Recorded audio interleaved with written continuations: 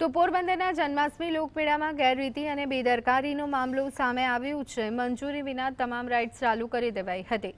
Media અહેવાલો બાદ તંત્ર હરકતમાં આવ્યું અને મોડી રાત્રે રાઇડ સંચાલકોને મૌખિક મંજૂરી અપાઈ હોવાનું સામે આવ્યું। જો કે સંચાલકો પાસે સ્થળ પર કોઈ જ લેખિત પરવાનગી નહોતી। રાઇડ્સની ટિકિટના ભાવની સ્પષ્ટતા ન હોવાથી લોકોમાં ભારે નારાજગી હતી।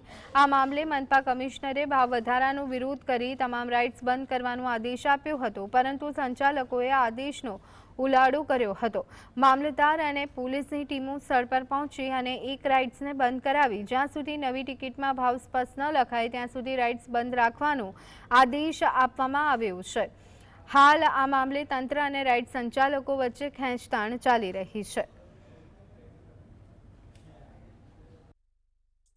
અત્યારે આપના દ્વારા મને વિડીયો બતાવવામાં આવેલા છે, તેમાં એવું જણાવવામાં આવેલ છે કે પુખ્ત ઉંમરના વ્યક્તિઓ પાસેથી 80 રૂપિયા અને બાળકો પાસેથી 50 રૂપિયા લેવામાં આવે છે।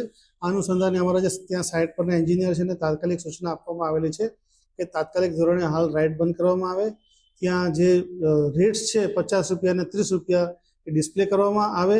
જો ટિકિટોમાં ભાવ દર્શાવેલો ના હોય તો ટિકિટોમાં ભાવ દર્શાવવામાં આવે અને આ બધી નિયમોનું જોગવાઈનું પાલન થાય ત્યાર પછી જ રાઉટ ચાલુ કરવામાં આવે એ માટેની સૂચના આપવામાં આવેલી છે। એક બોટને વધુ ભાવ લેતા જણાતા તેને અત્યારે બંધ કરવામાં આવે છે। જ્યાં સુધી ટિકિટના ભાવ છાપવામાં ના આવે ત્યાં સુધી અને ભાવનું બોર્ડ મારવામાં ના આવે ત્યાં સુધી એને બંધ કરવામાં આવે છે।